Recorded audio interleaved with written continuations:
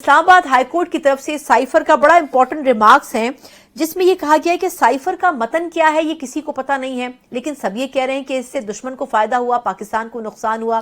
Sir, आज के इन remarks से लगता ये है कि शायद जो पीटीआई बात कर रही थी वो किसी हद तक दुरुस्त थी। बहुत शुक्रिया। मैं उधर ही था जी। बिस्मिल्लाहिर्रहमानिर्रहीम। अल्लाहुम्मा सल्लि व सल्लिम व बारिक अला सय्यिदिना मोहम्मद व अला आलि मोहम्मद।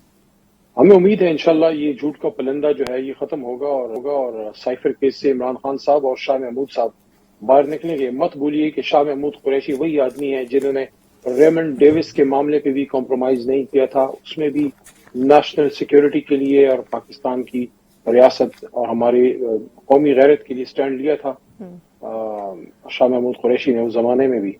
और इमरान खान साहब ने मुल्क के नेशनल सिक्योरिटी पे कभी कॉम्प्रोमाइज नहीं किया, बल्कि ये तो एक तरह से बहुत बड़े पाई की नेशनल सर्विस है कि आप हर तरह के इंटरनेशनल प्रेशर को बर्दाश्त करते हुए ये कहें कि मैं अपने मुल्क को कभी किसी दूसरे मुल्क का लैकी सैटेलाइट स्टेट नहीं बने दूंगा। पाकिस्तान का ये काम नहीं है कि पाकिस्तान जो है बड़ी ताकतों का आलाकार बने, बल्कि आज हाई कोर्ट इस्लामाबाद के बाहर अपनी प्रेस टॉक में मैंने ये बात की और वही बात यहाँ दोहराना चाहूंगा। इमरान खान साहब ने बड़ी एक जबरदस्त लाइन ली थी और मैं समझता हूं कि वो पाकिस्तान की तमाम आने वाली हुकूमतों के लिए भी, फॉरेन सर्विस के लिए, वजारत खारजा के लिए ये बहुत ही जबरदस्त पॉलिसी स्टेटमेंट है अगर वो उसको कौमी गैरत के लिए अपनाना चाहें। वो ये है कि Pakistan can be a partner in peace but Pakistan will never become a partner in war. Pakistan अमन में तो आपका साथी बन सकता है, बिल्कुल, जंग में नहीं। तो ये जो चीज आई है साइफर, वजीर आजम पाकिस्तान 25 या 22 करोड़ अवाम की उम्मीदों का अमीन होता है।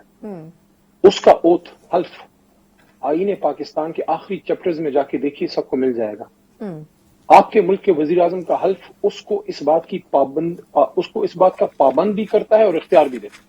पाबंद इस बात का करता है कि वो नेशनल सिक्योरिटी के लिए फैसले लेगा और उसको इख्तियार है कि जो मुनासिब समझता है वो फैसला लेगा। जो वज़राए कराम होते हैं, काबीना का हल्फ ये होता है कि उन्होंने जो भी फैसला करना है नेशनल सिक्योरिटी के मुतालिक, जो चीज उनके नॉलेज में आएगी वो वज़ीर आज़म के नॉलेज में लाएंगे और उनकी इजाजत से उस पर बात करेंगे। वज़ीर आज़म को ये इख्तियार होता है कि जो वो समझता है मुनासिब नेशनल सिक्योरिटी के लिए वो इक़दाम वो लेगा।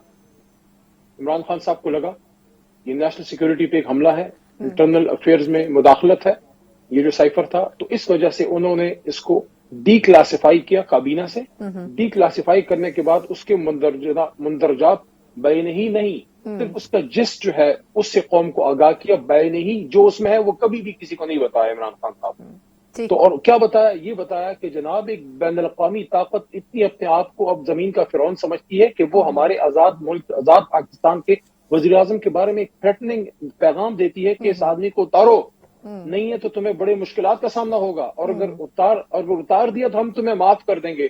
क्या आप मुझे बताइए, इमरान खान तो छोड़े, कोई भी मुल्क का वज़ीर आज़म हो, अगर उसको ऐसी कोई थ्रेट या धमकी या ऐसी कोई मुदाखलत बाहर से आएगी, अली मोहम्मद तो उस वज़ीर आज़म के साथ खड़ा होगा, चाहे वो हमारा बदतरीन सियासी हरीफ कोई ना हो, मियां नवाज शरीफ क्यों ना हो, जरदारी साहब क्यों ना हो, काकड़ साहब क्यों ना हो, आप क्यों ना हो। मेरे मुल्क के वज़ीर आज़म को बाहर के मुमालिक से थ्रेट नहीं आएगा, उसके सामने हम खड़े होंगे। आपस में हम जो भी सियासी मुखालफत हो आपस में देखेंगे, लेकिन अली भाई देखेंगे सब। मुझे एक सवाल, this is the gist of it. बिल्कुल ठीक कह रहे हैं, लेकिन नहीं मुझे इसमें एक ज़िमनी सवाल, जी एक छोटा सा सवाल ना। हाई कोर्ट इस्लामाबाद में बैठ के जब ये प्रोसीडिंग में देख रहा था, मेरे वैसे ही दिल में ख्याल आया कि इस वक्त हुकूमत पाकिस्तान, देखिए अदालत में तो केस चलना है, अदालत ने तो केस नहीं शुरू किया ना, पर्चा तो अदालत ने नहीं कटवाया, पर्चा तो हुकूमत ने कटवाया।